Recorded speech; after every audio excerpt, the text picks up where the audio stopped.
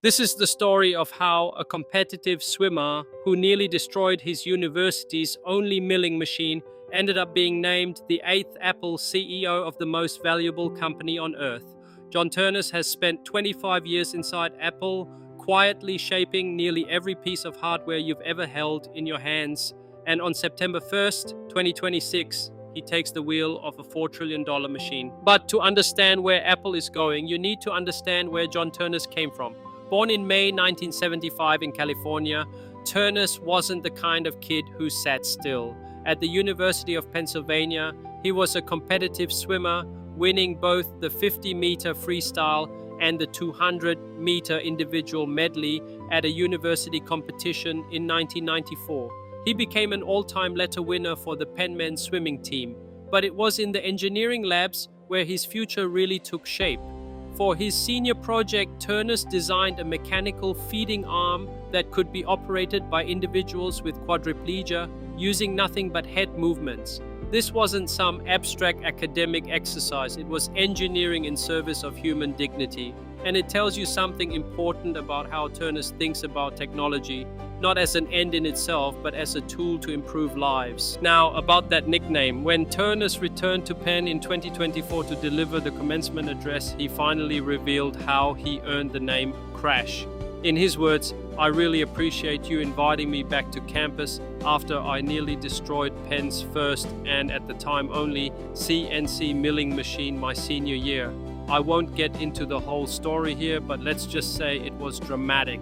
The man who would go on to oversee the most precise hardware manufacturing operation in history nearly wrecked his school's only precision machine. You can't make this stuff up. After graduating in 1997, Ternus didn't walk straight into Apple. He spent 4 years at a company called Virtual Research Systems, working on VR headsets during the first wave of virtual reality in the late 90s. He likely worked on the V8 headset, one of the first commercially available VR systems. It's a fascinating footnote because decades later, Ternus would oversee a little product called the Apple Vision Pro. Then, in July 2001, everything changed. Ternus joined Apple's product design team, and his very first project tells you everything about the culture he was walking into. It was the Apple Cinema display, a large desktop monitor with a beautiful clear plastic enclosure.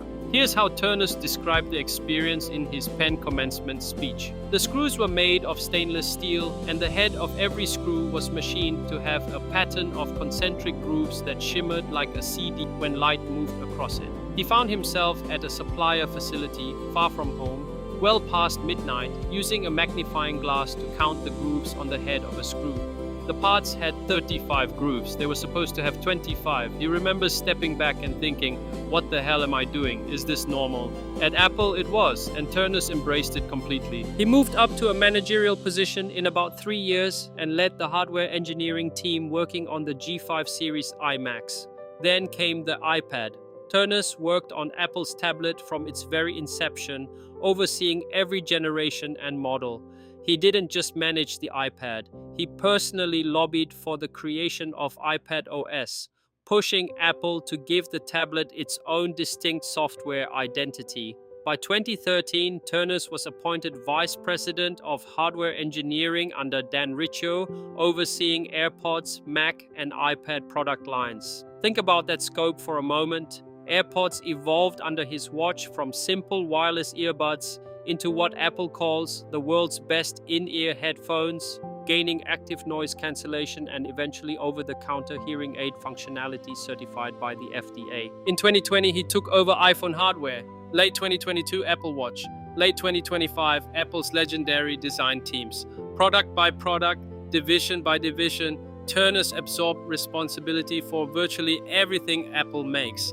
By the time the CEO announcement came, he already controlled the development of products responsible for roughly 80% of Apple's revenue. And through all of this, one project stands above the rest, as perhaps his signature achievement, the Apple Silicon transition. When Apple announced at WWDC 2020 that it would abandon Intel processors and build its own chips for the Mac, the tech world held its breath. Platform transitions have killed companies, they've destroyed product lines, They are, by any measure, one of the most dangerous things a technology company can attempt. Working closely with Johnny Srouji, Apple's Senior Vice President of Hardware Technologies who designs the silicon, Ternus led the engineering teams that would integrate these custom ARM architecture chips into Apple's hardware. Ternus described the moment the first Apple silicon prototypes came to life with genuine awe. It was almost like the laws of physics had changed. The M-series transition became one of the most successful platform shifts in computing history. Macs got faster, thinner, cooler, and their battery life went from adequate to extraordinary. Manufactured by TSMC, using cutting-edge fabrication processes, Apple's custom silicon gave the company unprecedented control over performance and efficiency. Under Ternus, the Mac became more powerful and more popular globally than at any point in its 40-year history. Then came the MacBook Neo. Announced on March 4th, 2026 and released just 1 week later, this was Ternus' statement piece, a brand new MacBook powered by Apple's A18 Pro chip, featuring a 13-inch liquid retina display, all-day battery life, and a starting price of $599. $400 less than any new generation laptop Apple had ever sold. For education buyers, it dropped to $499. The launch resembled a flagship iPhone release more than a typical Mac event. Demand obliterated expectations. Apple originally planned to ship 5 to 6 million units in 2026. They've since doubled that estimate to 10 million. Weeks after release, customers were still buying them faster than Apple could produce them. An iFixit teardown found it was Apple's most repairable laptop in 14 years. As Ternus put it, we never want to ship junk. We want to ship great products that have that Apple experience, that Apple quality. To do that with the Neo required building something completely new from the ground up. PC companies are now scrambling to respond. Fortune reported that Apple's entry into the budget laptop market sent shockwaves across the entire industry. But what makes Ternus different isn't just his product record, it's how he leads. His first boss at Apple, Steve Seifert, told the New York Times that when Ternus had the chance to move into a private office, away from the open floor plan where he sat with his team, he declined. Seifert called him a man of the people. Bloomberg described him as the youngest member of Apple's executive team, charismatic and well-liked. Ben Bargerin of Creative Strategies summed it up simply: everyone loves him at Apple. He has no social media presence. In a tech ecosystem populated with abrasive egos, Ternus talks about humility. His advice to Penn's graduating class was this: always assume you're as smart as anyone else in the room, but never assume that you know as much as they do. An anonymous Apple veteran who worked under both Steve Jobs and Tim Cook told Bloomberg something revealing. Cook, they said, doesn't get into the nitty-gritty of product development, but Ternus is a real engineer. That hands-on technical depth reportedly allowed him to reverse a decline in product quality at Apple. His appointment also filled the leadership gap left when Jeff Williams, Apple's former chief operating officer, departed the company in late 2025. And Ternus thinks about Jobs often. He once recalled a story about Jobs examining the back of a chest of drawers, admiring how a carpenter had finished the hidden side as beautifully as the front, even though nobody would ever see it. I think about that all the time, Ternus said, because I think that perfectly exemplifies what we do here. The challenges ahead are real.